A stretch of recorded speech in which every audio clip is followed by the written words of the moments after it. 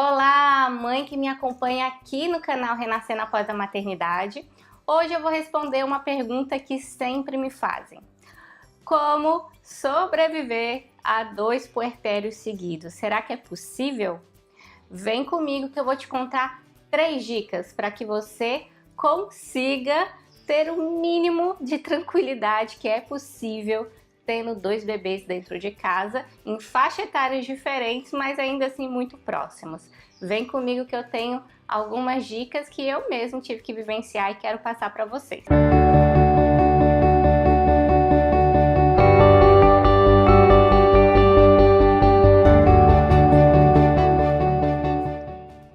Bom, aqui é Bianca Amorim, psicóloga, coach de mães, idealizadora do programa Renascendo Após a Maternidade e principalmente mãe do Davi, que vai fazer agora 5 anos, e do Lucas, que tem 3 anos. Então, entre um filho e outro se passaram somente 1 ano e 8 meses. E eu realmente engravidei enquanto ainda estava no puerpério do meu mais velho, do Davi. E é por isso também que me fazem tanto essa pergunta. Cada vez mais as mulheres têm optado, né? Ou às vezes é sem querer, o meu caso foi um pouquinho sem querer, mas às vezes é uma opção mesmo ter um filho seguido do outro, até por ser um período em que muitas mulheres estão parando a vida profissional para se dedicar à criança por opção. E aí ver também uma oportunidade de já ter os outros filhos que desejam para parar essa vida, para, entre aspas, essa vida somente uma vez e depois retomar com todo o gás, se quiser. Bom, isso aconteceu também comigo. É lógico que para mim foi também mais confortável ter essas 2 crianças num curto intervalo de tempo, mas há todo um desafio. Engravidar, tendo um bebê dentro de casa, não é simples, principalmente se essa segunda gestação tiver algumas complicações, né? E a gente sempre fica muito preocupada de como ficará o mais velho. Se esse mais velho vai ficar de lado, a gente muitas vezes tem pena do que o mais velho vai passar, mas eu acho muito importante que a gente tenha consciência de que tudo que essa criança mais velha vai passar em decorrência da chegada de um irmãozinho vai ter uma parte positiva, vai ter um aprendizado.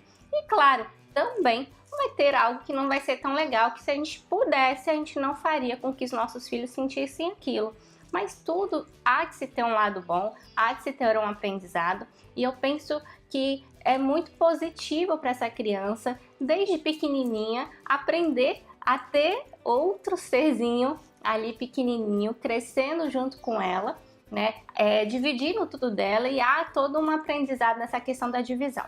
Mas vamos para as 3 dicas que eu refletindo sobre a minha vivência, fizeram muito bem aqui em casa, e hoje eu já falo que eu não estou mais no puerpério, né? Porque o mais novo já tem 3 anos, eu já retomei meus demais papéis sociais, mas quando eu penso naqueles momentos, naqueles primeiros anos, são essas 3 dicas que dizem, né, o que ajudou a viver e a sobreviver a esses 2 puerpérios. Então, dica número 1, aceite ou peça ajuda. Gente, parece repetitivo, porque eu tô falando sempre sobre rede de apoio aqui, mas sempre aceite ajuda. Quando eu tava lá grávida do meu segundo filho, eu achava, tinha uma fantasia de que eu daria conta dos 2.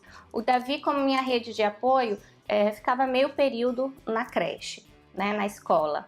E eu achava assim, o Davi vai de manhã para a escola, esse período da manhã eu vou focar no Lucas, e à tarde eu vou conseguir focar no Davi, porque o Lucas vai ser um recém-nascido dorme pra caramba, então vai ter os momentos que eu vou conseguir ficar com o Davi e focar nele.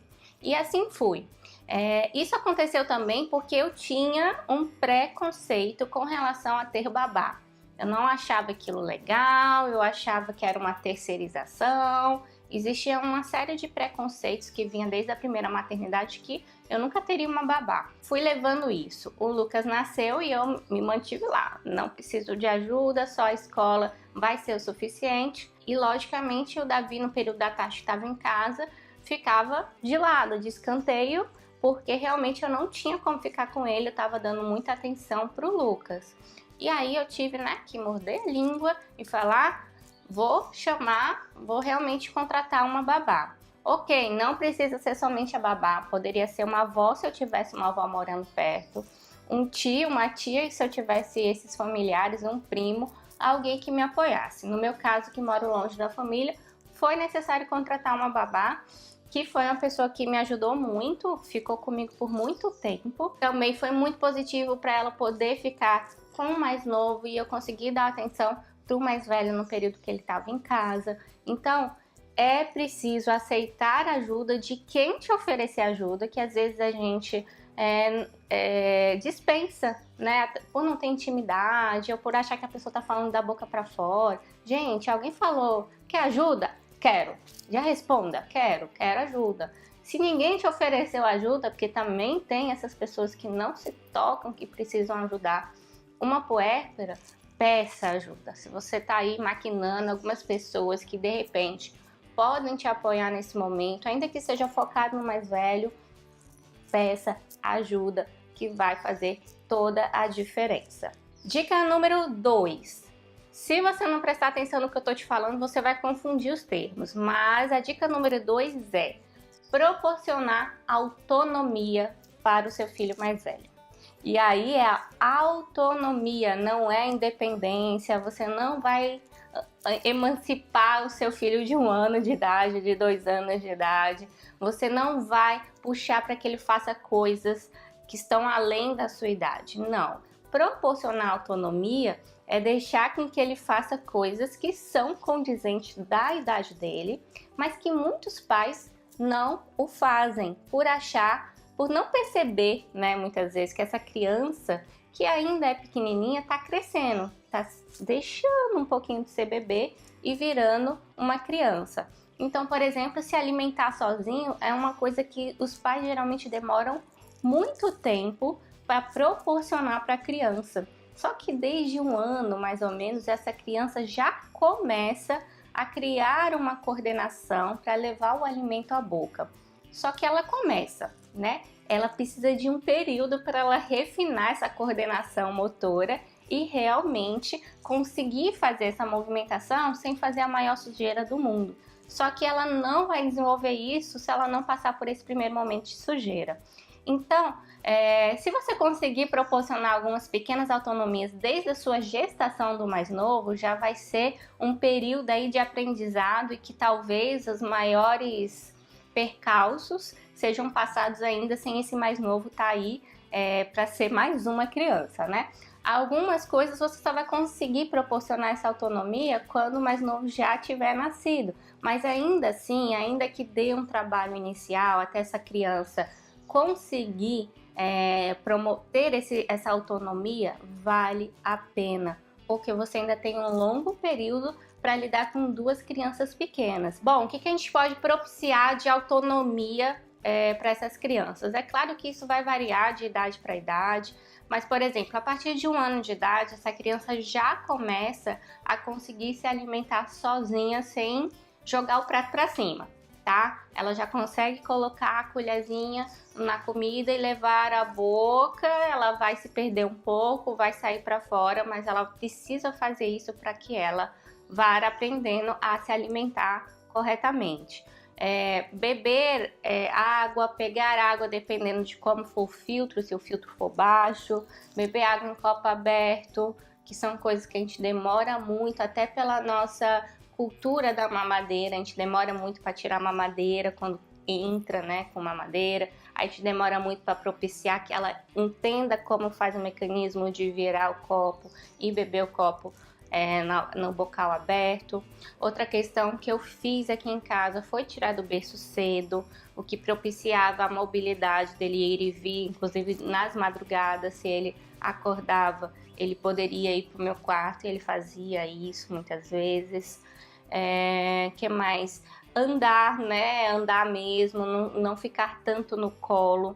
E aí eu sei que a gente entra com aquele nosso lado mãezona, tipo, mas coitado, ele ainda é um bebê também, ele também fica cansado. Sim, gente, eu sei, isso é uma realidade, mas como eu disse lá no início do vídeo, tem um aprendizado disso. Essas crianças mais velhas, elas ficam, se a gente propiciar isso, mais autônomas mesmo, né? E aprendem, né, que eles têm duas perninhas. É claro que há outras formas de apoiar, mas com duas crianças, a não ser que você tenha aqueles carrinhos de gêmeos, não tem muito como você tá com uma no colo, levar uma no carrinho, então a gente tem que estimular essas crianças a andarem com as suas próprias pernas, mostrarem que não tem como pegar no colo, explicar sempre o porquê, né? Então são coisas que a gente precisa fazer para que nos apoie com essas duas crianças que nós temos na nossa vida tão pequenininhas. Bom, e a terceira dica que eu quero te dar hoje para que você viva essa experiência e sobreviva a tudo isso é que você se imbua, não sei se é essa palavra, mas que você vista a confiança que a gente costuma vestir quando a gente é mãe de segunda viagem. Por quê? A gente já passou por uma experiência, o mais velho sobreviveu, a gente já aprendeu algumas coisas, vai ter que reaprender outras, porque cada criança é cada criança, mas geralmente a gente chega nessa segunda maternidade com um pouco mais de confiança, né? E tomando mais as nossas decisões, né? Não indo tanto por regras gerais e avaliando aquilo que é mais condizente com a nossa família. Se você ainda não está nessa pegada, é bom que você se imbua dessa confiança, e isso também está muito ligado ao seu autoconhecimento. Então, se você está aí na segunda maternidade, mas também se está aí na primeira maternidade e está faltando essa confiança ainda, eu tenho um convite para te fazer antes de dar a terceira dica. Se inscreva agora mesmo na terceira edição do workshop Renascendo Após a Maternidade, porque lá eu vou te dar uma bomba de autoconhecimento para que você possa dar seu pontapé inicial para se redescobrir depois do nascimento dos filhos, e esse autoconhecimento proporciona demais também essa segurança. Mas então, voltando para a terceira dica, essa segurança, pegue essa segurança de segunda viagem, mãe de segunda viagem, e se arrisque mais, e faça mais coisas, e saia mais de casa, né? E leve essas crianças juntas para passear. Não é simples, não é fácil, dá um trabalhão, mas quando a gente está fora de casa, quando a gente está na praça, quando a gente está vendo outras pessoas, quando a gente está reunida com outras mães, tudo isso faz com que esses momentos valham a pena, né? E aí eu vou, dentro da terceira dica, da quarta dica, arrume uma forma de facilitar a sua locomoção também sozinha com essas crianças. No meu caso, o que me ajudava muito era o sling. Então, na primeira maternidade com o Davi, eu só usei carrinho, né? Até porque tive muita dificuldade de aprender a usar o sling, que era mais uma crença minha, porque na segunda maternidade eu aprendi a usar e usei a segunda maternidade todinha sling. E quando você usa sling ou um canguru, você tem as mãos livres, né? E aí fica muito mais simples se locomover com essas duas crianças sozinha. Eu fiz isso bastante. Como eu disse, não é fácil, gente. Tem seus perrengues, mas esses perrengues também nos fazem crescer enquanto pessoas. E também, quando a gente vence os perrengues, a gente fala, poxa, eu dou conta, né? Eu consigo. Então, pegue essa confiança e se arrisque mais, né? Na primeira maternidade a gente fica trancado dentro de casa, a gente tem medo de tudo, de todos. Nessa segunda eu acho que a gente consegue relaxar mais, consegue aproveitar mais. Seus bebês, suas crianças vão crescer. Essa é uma fase que vai passar e passa, esse é um mantra da maternidade, vai passar e realmente passa, né? Mas vai passar muito mais rápido se você não ficar enfurnada dentro de casa, se você não ficar com crenças limitantes que você não consegue fazer nada sozinha, que com os dois vai ser muito difícil. Às vezes o que você está precisando nesse momento é pegar seus dois filhos e passear, e sair de casa e mostrar coisas diferentes. Ah, mas meu filho mais novo chora. Às vezes na rua ele não vai chorar. Às vezes o que ele tá querendo é ver coisas diferentes. E bebê, quando vê coisas diferentes, ele fica assim, ó, oh, meu Deus, que legal, tipo, mais ou menos isso. Mas ele muitas vezes não chora na rua, o que chora em casa, justamente porque ele tá vendo coisas novas, ele tá se distraindo. Bom, então junte essas 3 dicas e eu tenho certeza que você vai conseguir passar pelas experiências dos 2 puerpérios seguidos, ou 3 seguidos, se você emendar um terceiro filho aí também, de uma maneira um pouco mais tranquila, se é que isso é possível, mas eu acho que você vai ter boas lembranças depois de tudo isso passar, como eu tenho hoje, depois que já passaram os puerpérios, embora eu ainda tenha 2 crianças dentro de casa pequenas, mas o puerpério passou. E eu quero reforçar o convite, então, para você se inscrever no workshop. Vai aparecer o link em algum lugar aqui em cima desse vídeo, vai estar também na descrição desse vídeo o link para participar da terceira edição do workshop Renascendo Após a Maternidade, do dia 23 de outubro ao dia 1º de novembro. Você não pode perder. Um grande beijo para você. Tchau, tchau.